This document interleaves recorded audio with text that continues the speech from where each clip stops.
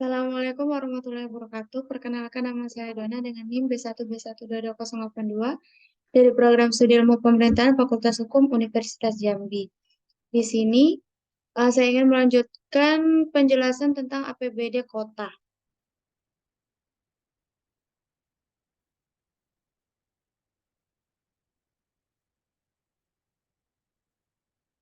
Nah, penjelasannya itu sama saja dengan penjelasan di eh, APBD provinsi kabupaten. Nah, di sini penjelasan tentang siklus APBD di Kota Jambi.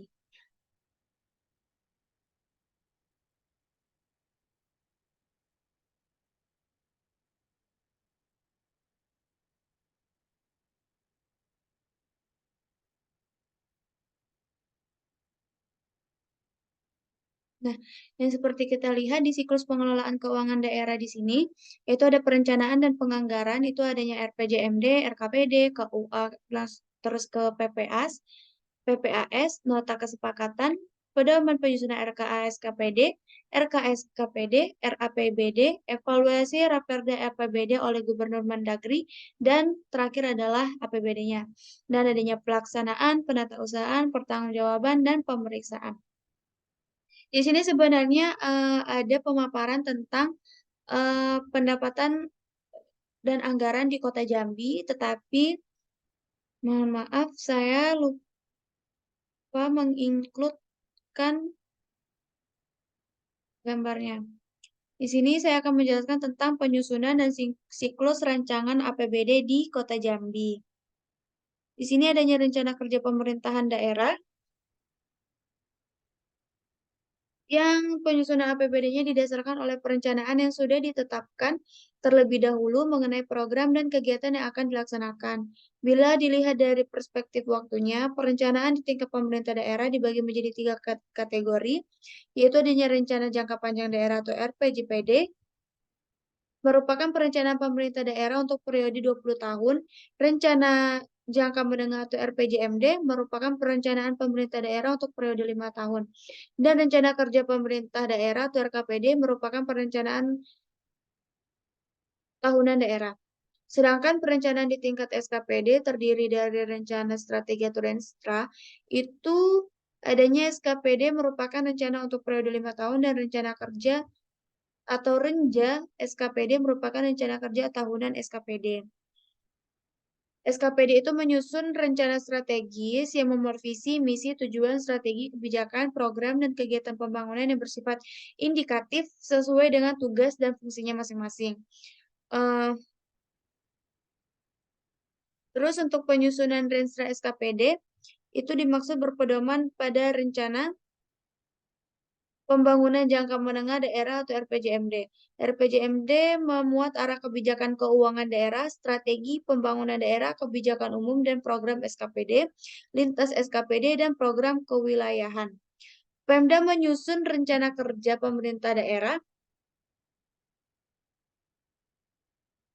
atau RKPD yang merupakan penjabaran dari RPJMD dengan menggunakan bahan dari range SKPD untuk jangka waktu 1 tahun yang mengacu kepada renja pemerintah.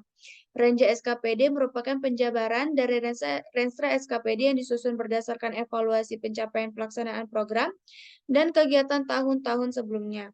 RKPD memerancangan kerangka ekonomi daerah, prioritas, pembangunan, dan kewajiban daerah. Rencana kerja yang terukur dan pendanaannya, baik yang dilaksanakan langsung oleh Pemda maupun ditempuh dengan mendorong partisipasi masyarakat.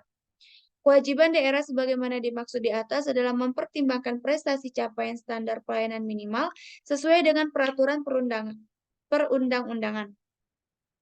Selanjutnya ada RKPD, yaitu untuk disusun untuk menjamin keterkaitan dan konsistensi antara perencanaan, penganggaran, pelaksanaan, dan pengawasan. Penyusunan RKPD itu diselesaikan selambat-lambatnya akhir bulan Mei tahun anggaran sebelumnya.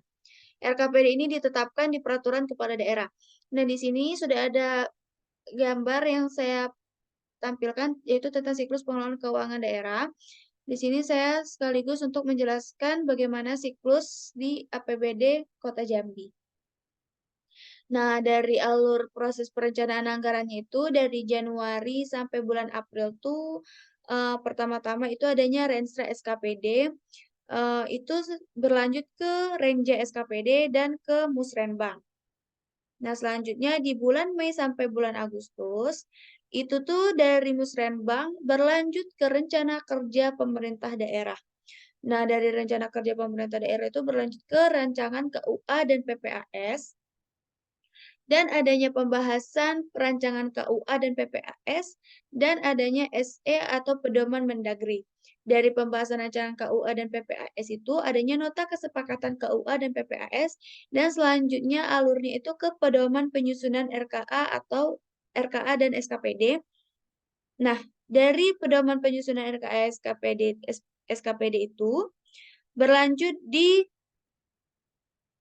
bulan September sampai Desember, itu adanya pembahasan tim anggaran Pemda. Dari pembahasan tersebut, apa yang sudah ditetapkan dan diputuskan itu berlanjut ke alur RAPD dan lampiran. Nah, setelah adanya RAPD dan lampirannya, itu adanya pembahasan tentang RAPD, dan selanjutnya adalah tentang Raperda tentang APBD. Dari Raperda tentang APBD, lanjut ke evaluasi gubernur, dan dari evaluasi gubernur itu adanya Perda APBD, dan yang terakhir dari Perda APBD adanya Per KDH tentang penjabaran APBD. Adanya kebijakan umum APBD serta prioritas dan plafon anggaran sementara atau PPAS.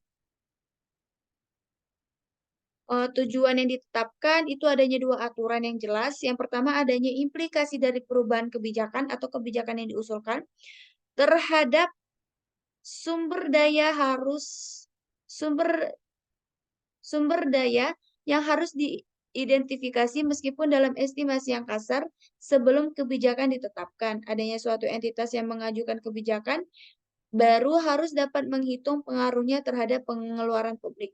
Dan yang kedua, adanya semua proposal harus dibicarakan atau dikonsultasikan dan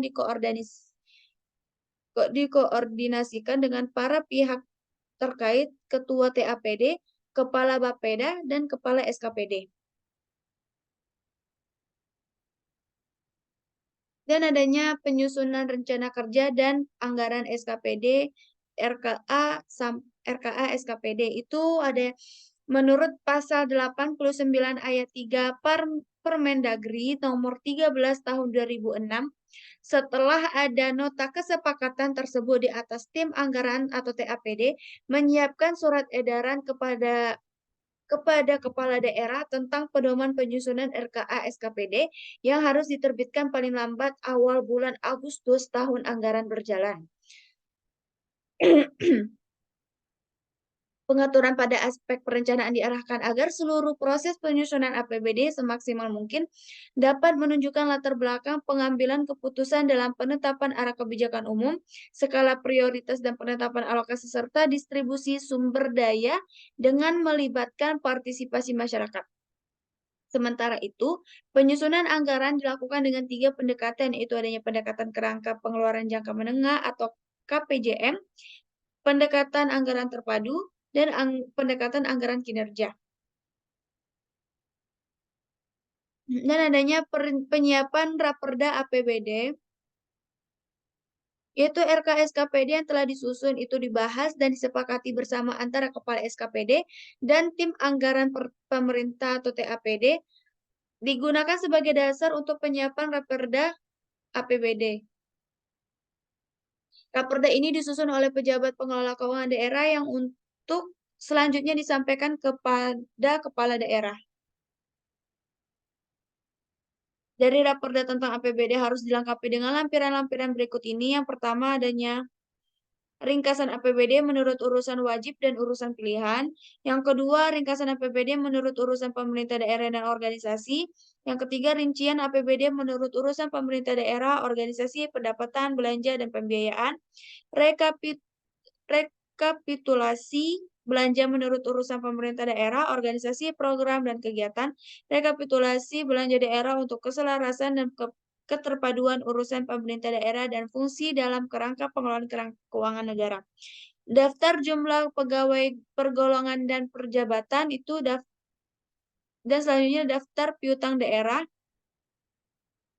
daftar penyertaan modal, daftar perkiraan penambahan dan pengurangan aset tetap daerah, dan daftar perkiraan pertumbuhan dan pengurangan aset-aset lain.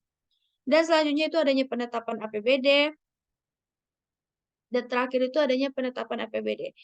Di sini ada contoh APBD Kota Jambi beserta unsur-unsurnya itu adanya pendapatan daerah, pendapatan asli daerah, belanja atau belanja operasi, adanya belanja modal, belanja tidak terduga, pembiayaan, penerimaan pembiayaan, pengeluaran pembiayaan, dan sisa lebih pembiayaan anggaran daerah tahun berkenaan atau yang bersangkutan.